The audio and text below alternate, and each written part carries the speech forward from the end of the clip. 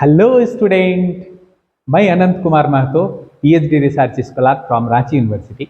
BSc mathematics का real analysis जो कि बहुत सारे स्टूडेंट लोगों को काफ़ी टॉप लगता है, उसमें से एक थियोरम, बहुत ही इंपॉर्टेंट थियोरम रियल एनालिसिस का, इस पर बहुत सारे स्टूडेंट लोगों ने सवाल पूछे हैं कि सर ये जो कॉची रूट टेस्ट है इसको आप थोड़ा सा प्रूव करके बढ़िया से समझा दीजिए। तो ठीक है, इसको आज हम प्रूव करेंगे। तो आप लोग अगर इस थियोरम को बढ़िया से समझना है तो जरूर वीडियो को मैंने शुरू से अंत तक आप लोग जरूर देखिए। ठीक है, चलिए हम लोग शुरू करते हैं। देखिए कॉची रूट टेस्ट क्या बोल रहा है कि let u n be always positive, यानी कि आपका जो सीरीज है यूएन मतलब u1 plus u2 plus u3 plus dash dash dash, इसमें जो टर्म्स है यूएन बी ऑलवेज पॉजिटिव का मतलब u1 भी पॉजिटिव, u2 भी पॉजिटिव, u3 भी पॉजिटिव, यानी कि आपका सीरीज में सारा टर्म क्या है, पॉजिटिव टर्म सीरीज है। एंड फिर क्या दिया हुआ है कि यूएन में 1/n लगा के अगर उसका लिमिट निकालेंगे, limit n tending to infinity, तो एल आए। तब ये लिमिट एल अगर 1 से छोटा हो तब हमारा समेशन यूएन कन्वर्जेंट होगा, और समेशन यूएन मतलब जो सीरीज हमारा है वो कन्वर्जेंट होगा, और अगर एल का वैल्यू 1 से बड़ा हो तो डाइवर्जेंट होगा। और यदि इंपॉर्टेंट चीज, अगर एल का वैल्यू 1 हो तो ये जो कॉची रूट टेस्ट इसके बारे में नहीं बता पाएगा कि हमारा सीरीज कन्वर्जेंट है या डाइवर्जेंट है। इसका भी हम लोग आज प्रूफ करेंगे। ठीक है, तो चलिए हम लोग देखते हैं इस थ्योरम में क्या दिया हुआ है ना। यूएन हमेशा पॉजिटिव है और limit n tending to infinity u n का पावर 1/n एल है। तो ठीक है, चलिए गिवन क्या दिया हुआ है। हाँ, given limit n tending to infinity u n का power 1/n is equal to L.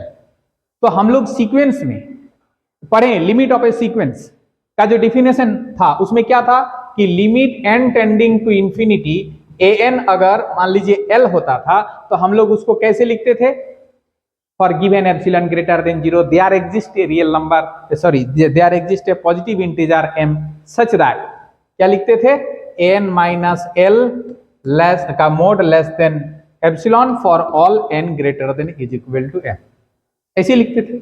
ये अगर दिया हुआ रहता था तो उसको हम लोग ऐसे लिखते थे। तो यहां भी हम लोग वही चीज करेंगे। ठीक है, यहां भी हम लोग वही चीज करेंगे। क्या है, limit n tending to infinity a n is equal to L दिया हुआ है ना। So for any epsilon greater than 0 there exists a positive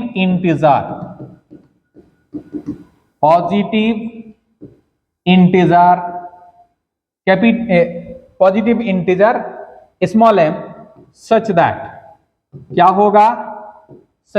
होगा, कि मॉड ऑफ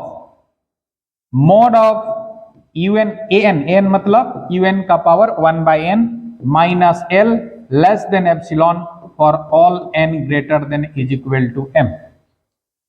ठीक है, और हम लोग ये भी हम लोग मैंने जानते हैं कि जैसे हम लोग वहां पर देखे थे n माइनस एल अगर लेस देन एप्सिलॉन हो तो फिर इसको हम लोग लिख सकते हैं l minus epsilon less then an less than l plus epsilon, ये लिख सकते हैं। ठीक है, उसी का अगर यूज करें तो ये क्या हो जाएगा, ये हो जाएगा l minus epsilon less than un का power 1/n less than l plus epsilon, और for all n greater than is equal to m। ठीक है, ये हो गया। अब आ जाइए केस 1। केस 1 हमारा क्या बोल रहा है, देखिए case 1, if l less than 1, तो यहां पर case 1 if l less than 1। अच्छा, यहां पर आप लोग समझिए l लेस देन 1 है, l लेस देन 1 है मतलब l और 1 इक्वल नहीं है, लेकिन l भी एक रियल नंबर है, 1 भी एक रियल नंबर है।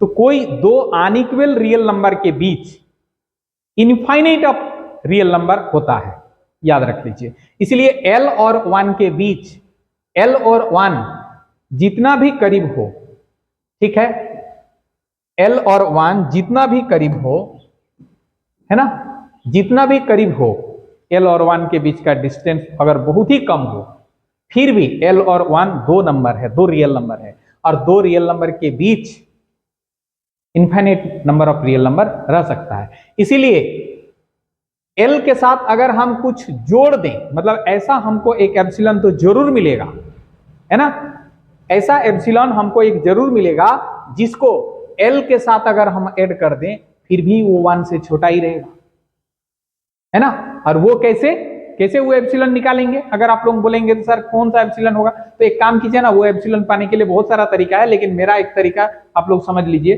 L और 1 के बीच का डिस्टेंस को आप आधा से डिवाइड कर दीजिए, मतलब 2 से डिवाइड कर दीजिए, L और 1 के बीच का डिस्टेंस को 2 से डिवाइड कर दीजिए, उसका हाफ कर दीजिए L और 1 के बीच का डिस्टेंस का, और उसको आप एप्सिलॉन ले लीजिए। तो मतलब मान लीजिए कि इसके बीच का डिस्टेंस जो भी है ना, उसका हाफ को हम मान लेते हैं एप्सिलॉन, तो L प्लस एप्सिलॉन अगर करें तो कहाँ जाएगा ये L प्लस एप्सिलॉन, तो 1 से छोटा ही रहेगा। ऐसा तभी पॉसिबल है जब L और 1 दो अलग अलग रियल नंबर है, ठीक है। तो यहां पर क्या लिखेंगे, then there exists an epsilon greater than 0 such that क्या होगा ना, L प्लस एप्सिलॉन भी 1 से छोटा ही होगा। हमने फिर मान लिया लेट L प्लस एप्सिलॉन को capital R, then capital R less than 1, क्योंकि इसको अगर हम R माने कैपिटल R, तो कैपिटल R लेस देन 1, ठीक है।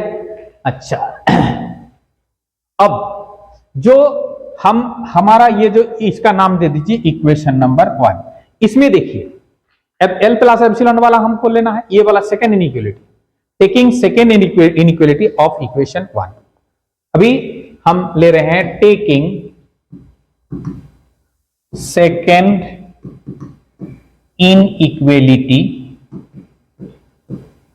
Of 1, equation 1। तो सेकेंड इनइक्वालिटी क्या है, un का पावर 1 बाई n, un का power 1 by n less than L plus epsilon, ठीक है, un का power 1 by n less than L plus epsilon. अब L प्लस एप्सिलॉन मतलब क्या, अच्छा ये for all n greater than is equal to m, क्योंकि यहां पर ये जो है un का power 1 by n less than 1 plus epsilon, ये किस कंडीशन के लिए है, for all n greater than is equal to m condition के लिए। इसीलिए यहां भी हम लिखे कि un का power 1 by n less than L plus epsilon for all n greater than is equal to m, clear है। तो अभी हम क्या करें कि un का power 1 by n less than, इसको तो हमने कैपिटल R मान लिया, ठीक है, समझ में आया। अब हम क्या करें, दोनों तरफ 1 बाई r, दोनों तरफ पावर n कर दे रहे हैं, तो un का पावर 1 बाई n, उसका power n less then r का पावर n, ये होगा, समझ में आया। तो फिर क्या हो गया, यहां पर un लेस देन rn, ठीक है। अब क्या कीजिए, दोनों तरफ समेशन लगा दीजिए, summation un less than summation r का पावर n। अब बताइए ये जो r का पावर n है ये क्या है, ये जो समेशन r का पावर n है ये क्या है, ये एक ज्योमेट्रिक सीरीज है, ठीक है। इसको हम लोग लिख सकते हैं ऐसा, एज समेशन r का power n is equal to, r का power n is equal to r into r plus r square plus r cube plus s test, this is a geometric series. और ये geometric series which is क्या है, which is a geometric series, geometric series, ये geometric series है। और ये geometric series का जो कॉमन रेशियो है ना, with common ratio, with common ratio, common ratio क्या है r, इसका कॉमन रेशियो r है, और ये r क्या है, लेस देन 1 है। तो कोई भी जियोमेट्रिक सीरीज जिसका कॉमन रेशियो 1 से छोटा है, उस जियोमेट्रिक सीरीज को हम लोग प्रूव किए हैं वो क्या होता है, वो कन्वर्जेंट होता है ना। सो द सीरीज, हम लोग ये कह सकते हैं, सो द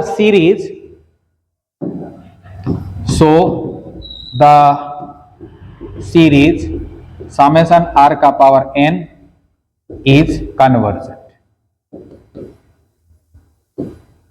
ये कन्वर्जेंट होगा, और ये अगर कन्वर्जेंट होगा तो आप लोग जानते हैं कोई भी सीरीज अगर कन्वर्जेंट होता है, ठीक है, तो उससे छोटा सीरीज, मतलब कोई एक और सीरीज जिसका सम कन्वर्जेंट सीरीज का सम से छोटा है, तो वो सीरीज भी हमेशा कन्वर्जेंट होता है। एंड हेंस क्या हो गया, summation un is convergent. Summation un भी हमारा कन्वर्जेंट हो गया, ठीक है। अब आते हैं केस 2 में। ये हमने प्रूव कर दिया कि l का वैल्यू अगर 1 से छोटा होगा तो समेशन un हमारा कन्वर्जेंट होगा, ये हमने प्रूव कर दिया। अब हम लेते हैं दूसरा केस 2।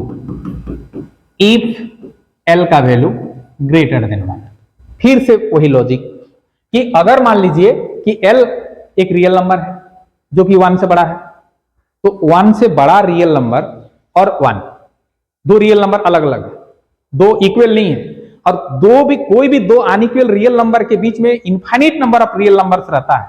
इसीलिए 1 और l के बीच में नंबर लाइन में अगर हम 1 ले और ये l ले, तो इसके बीच में l और 1 कितने भी क्लोज क्यों ना हो, 1 और l के बीच में infinite number of real number रहेगा। तो आप 1 और l के बीच का जो डिस्टेंस होगा, उस डिस्टेंस का, जैसे हमने कहा था कि उस डिस्टेंस का आधा कर लो और उस आधा को एप्सिलॉन मान ले लो, ठीक है। इसका डिस्टेंस का आधा को एप्सिलॉन मान ले लो, और अगर l माइनस एप्सिलॉन करेंगे तब तो निश्चित रूप से 1 से वो छोटा ही रहेगा, सॉरी 1 से बड़ा ही रहेगा, है ना। मतलब ये अगर l माइनस एप्सिलॉन होगा तो 1 से बड़ा ही रहेगा, ठीक है। तो हम ये कह सकते हैं इस आधार पर कि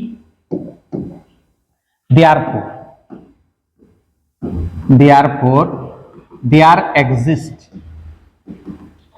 ए real number epsilon greater than 0 such that कि l माइनस एप्सिलॉन यह बड़ा है, लेकिन कोई एप्सिलॉन हमको ऐसा मिलेगा जिसको l से घटा देने के बावजूद भी 1 से वो बड़ा ही रहेगा, ठीक है। अब हमने मान लिया कि लेट ये जो l माइनस एप्सिलॉन है ये r है, तो ये r क्या है, या इसको अगर r माने तो r ग्रेटर देन 1, ये ग्रेटर देन 1, ठीक है। Now taking first inequality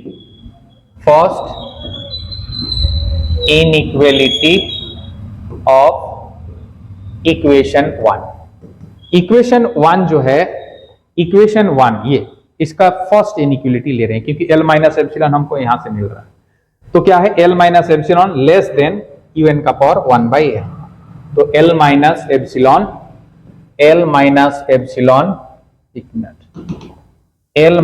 epsilon less than un का पावर 1/n। दिस इंप्लाइज क्या हो गया, un का पावर 1/n ये ग्रेटर हो गया l माइनस 1 से, l माइनस 1 मतलब r से ग्रेटर। अब दोनों तरफ हम क्या करेंगे, un का पावर 1/n जो है ना, उसका पावर में भी n दे देंगे और r का पावर में भी n दे देंगे, तो साइन में कोई परिवर्तन नहीं होगा। अब इधर क्या हो गया, इधर हो गया un ग्रेटर देन r का पावर n। अब दोनों तरफ हम समेशन लगा देंगे, तो फिर summation un greater than summation r का पावर n, ठीक है। अब यहां पर RHS मैंने राइट हैंड साइड में देखिए, ये क्या है, एज समेशन r का पावर n, समेशन r का power n is a geometric series, ये जियोमेट्रिक सीरीज है,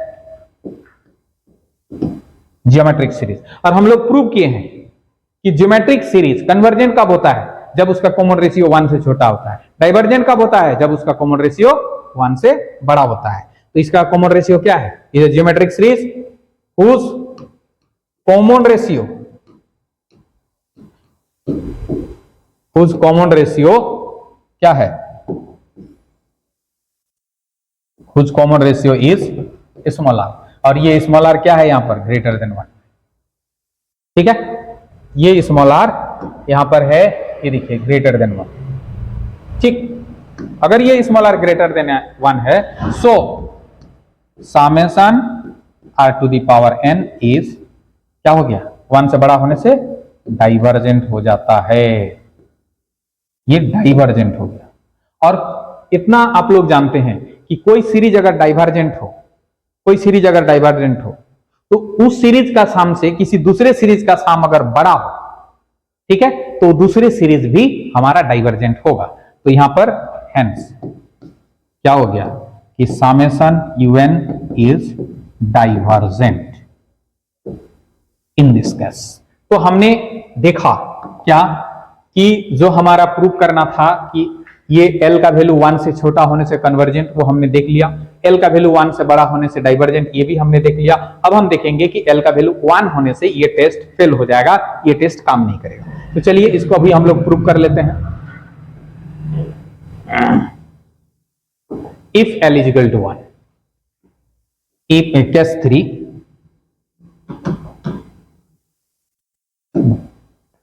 case 3, if L is equal to 1, अगर L का वैल्यू 1, ठीक है, तो हमारा ये टेस्ट मतलब ये जो कॉची रूट टेस्ट फेल हो जाएगा कि सीरीज कन्वर्जेंट है या डाइवर्जेंट है, ये बताने में। कैसे, देखिए, we will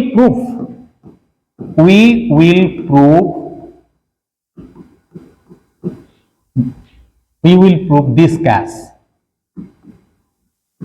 by taking two suitable example,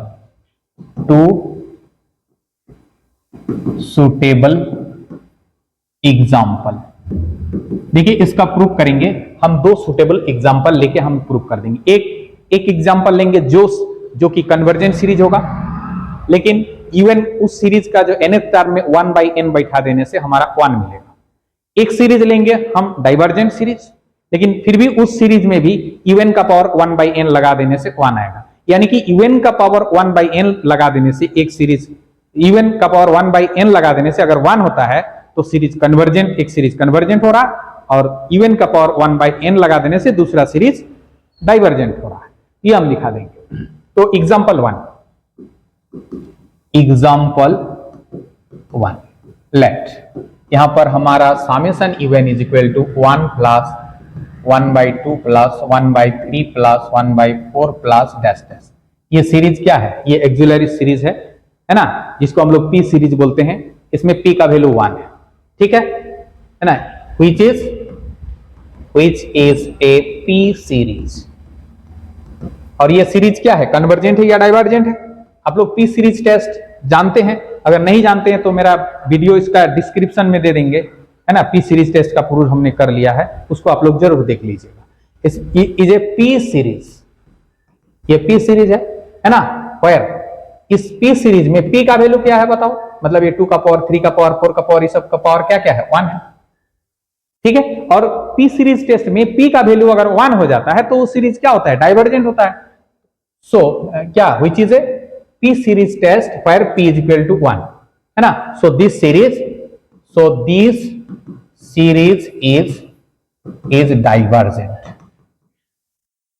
ये डाइवर्जेंट होता है, ये सीरीज डाइवर्जेंट होता है। लेकिन इसमें अगर हम un का पावर 1 by n लगा दें तो क्या मिलेगा, now limit n tending to infinity, limit n tending to infinity un का पावर 1 by n, un क्या होगा यहां पर 1 by n, ठीक है,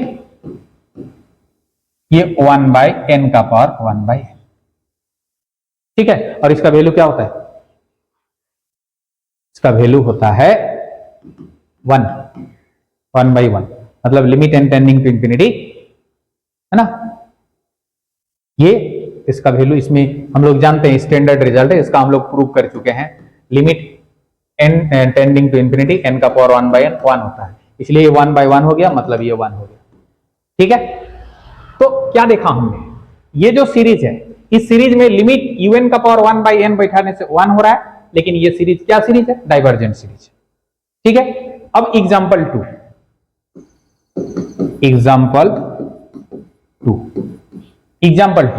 लेट हमने यहां पर एक दूसरा सीरीज मान लिया, summation un is equal to 1 plus 1 by 2 square plus 1 by 3 square plus 1 by 4 square plus dash dash. ये तो ए बी पी सीरीज है, और इस पी सीरीज में which is a p series और p का वैल्यू क्या है? p का वैल्यू 2 है जो कि ग्रेटर देन 1 है, और p का वैल्यू अगर 1 से बड़ा होता है तो p सीरीज टेस्ट से हम लोग जानते हैं वो सीरीज क्या होता है? कन्वर्जेंट होता है ना। So this series is convergent series, this series is convergent series. समझ में आया? ये सीरीज कन्वर्जेंट सीरीज है, कोई दिक्कत नहीं इतना दूर तक। अच्छा, बट यहां पर हम लोग देखेंगे इसका value, limit n tending to infinity un का पावर 1 बाई n, ये क्या होगा? तो un क्या होगा इसमें इस nth टर्म क्या होगा? देखिए दूसरा टर्म में 1 बाई 2 का स्क्वायर, तीसरा टर्म में 1 बाई 3 स्क्वायर, 1 बाई 4 स्क्वायर, तो 1 बाई n स्क्वायर होगा, 1 बाई n स्क्वायर, और इसमें power 1 by n, limit n tending to infinity. ठीक है, मतलब un का पावर 1 बाई n। अब देखिए ये क्या हो जाएगा, बोलिए? ये limit n tending to infinity 1 by n का पावर का पावर मल्टीप्लाई हो जाता है तो 2 बाई। ठीक है, और इसका भी वैल्यू क्या होता है? इसका भी वैल्यू हो जाएगा आपका 1 बाई 1। उस हिसाब से हम लोग ये 11 क्लास में लिमिट में पढ़े हैं हम लोग कि इसका वैल्यू 1 होता है, ये 2 बाई n रहे, चाहे 3 बाई n रहे, चाहे 4 बाई n रहे, है ना। कोई एक फाइनाइट नंबर बाई n रहने से इसका वैल्यू हमारा 1 ही होता है। तो ये 1 बाई 1 मतलब ये हो गया 1।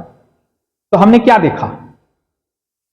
देखा? देखिए एक एग्जांपल हमने लिया जो कि डाइवर्जेंट सीरीज है। उस डाइवर्जेंट सीरीज में un का पावर 1 बाई n बैठा देने से उसका लिमिटिंग वैल्यू 1 आ रहा है, और ये सीरीज है कन्वर्जेंट सीरीज। इस कन्वर्जेंट सीरीज में भी un का पावर 1 बाई n बैठा देने से उसका लिमिटिंग वैल्यू 1 आ रहा है। तो डाइवर्जेंट सीरीज में भी un का पावर 1 बाई n बैठा देने से लिमिटिंग वैल्यू 1 आ रहा है, कन्वर्जेंट सीरीज में भी un का पावर 1 बाई n बैठा देने से 1 आ रहा है। इसका मतलब क्या है? लिमिट un का power 1 by n, limit n tending to infinity un का पावर 1 बाई n का वैल्यू अगर 1 आ जाता है तो हम ये नहीं कह सकते कि हमारा सीरीज कन्वर्जेंट है या डाइवर्जेंट है, क्योंकि दो एग्जांपल में हमने देख लिया, एक कन्वर्जेंट हो गया, एक कन्वर्जेंट है और एक डाइवर्जेंट है। बट दोनों सीरीज में limit n tending to infinity un का पावर 1 बाई n बैठाने से 1 आ रहा है। ठीक है,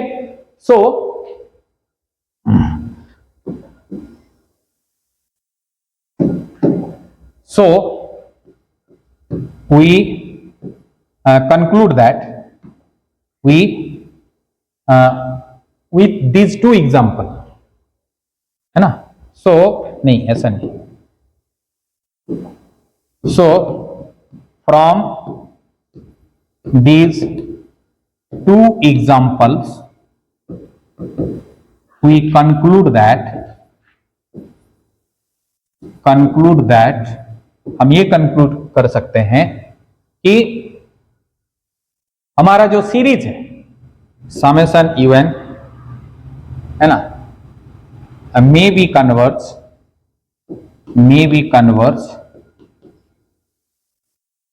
और डाइवर्स। ये कन्वर्ज भी हो सकता है, डाइवर्ज भी हो सकता है। ठीक है, इन दिस केस, इस केस में मतलब limit n tending to infinity un का पावर 1 बाई n आने से ये सीरीज कन्वर्जेंट भी हो सकता है, डाइवर्जेंट भी हो सकता है। तो हमारा तीनों केस में हम इस थ्योरम को प्रूव कर दिए, हेंस द थ्योरम।